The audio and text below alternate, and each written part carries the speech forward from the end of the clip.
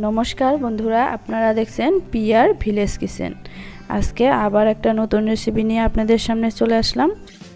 আজকে আমি বানাবো সর্ষে পোস্ত নারকেল দিয়ে মাছের একটা রেসিপি। সেই জন্য মাছগুলোকে ধুয়ে ছাপা করে নিয়েছি। এখানে নিয়েছি সাদা সর্ষে 1 চামচ, পোস্ত 4টে শুকনো লঙ্কা, 1 চামচ জিরে আর কিছু নারকেল ধুয়ে ছাপা করে নিয়েছি। এগুলোকে পেস্ট করে নিব। এবার মাছটাতে লবণ, হলুদ, লঙ্কা গুঁড়ো দিয়ে ভালোভাবে মেখে নিব। হলুদ, লঙ্কা গুঁড়ো দিয়ে এবার মাছগুলোকে খুব সুন্দরভাবে মেখে নিচ্ছি।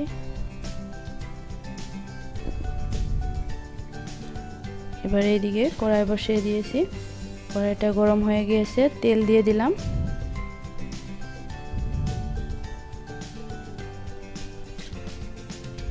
তেলটা খুন্তির সাহায্যে অল্প ছড়িয়ে নিব। এবার আমি এক এক করে মাছগুলোকে দিয়ে দিব। সকল বন্ধুদেরকে ভিডিওটা স্কিপ না করে পুরো ভিডিওটা দেখার অনুরোধ রইল।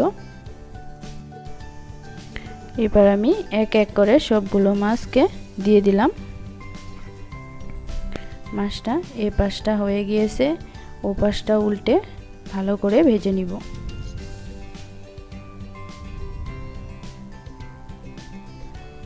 এবার আমার মাছ ভাজা প্রায় হয়ে গেছে, তুলে নিচ্ছি। দেখুন,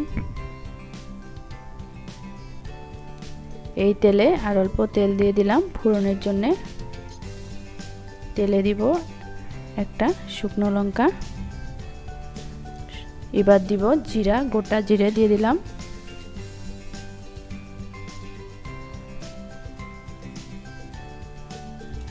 কুচিয়ে রাখা পেঁয়াজ দিয়ে দিলাম, দিয়ে অল্প সময় লাড়াচাড়া করে ভেজে নিব।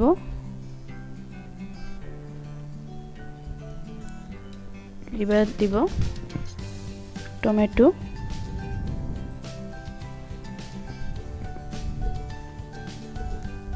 টমেটোটা দিয়ে এটাকেও ভালোভাবে ভেজে নিব।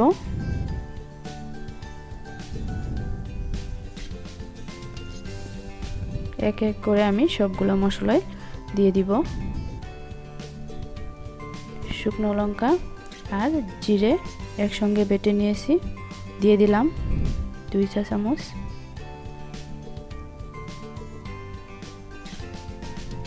এটাকেও অল্প সময় ভেজে নিচ্ছি।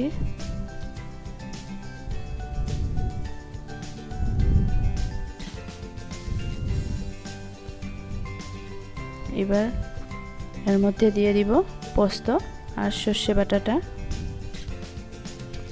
আর নারকেলের এটা মিক্সিতে করে নিয়েছি, এটাও দিয়ে দিলাম একসঙ্গে। দিয়ে কিছু সময় কষাতে থাকবো।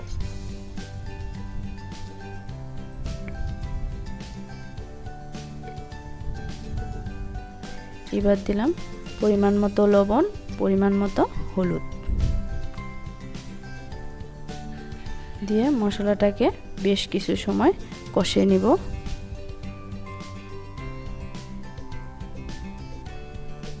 মশলাটা কষানো হয়ে গিয়েছে প্রায়। এবার আমি এর মধ্যে পরিমাণ মতো জল দিয়ে দিব।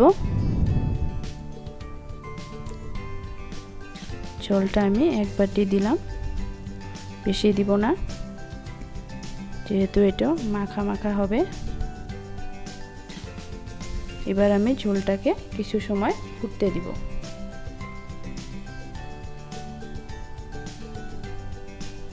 ঝোলটা বেশ ভালোভাবে ফুটে গিয়েছে। এবার ভেজে রাখা মাছগুলো এক এক করে দিয়ে দিব।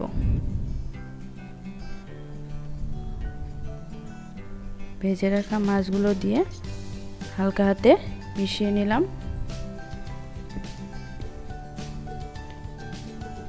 এবার আমি অল্প সময়ের জন্য ঢাকা দিয়ে দিব, যাতে মশলাগুলো মাছের ভিতরে ঢুকে যায়। এবার আমি ঢাকাটা তুলে দিচ্ছি।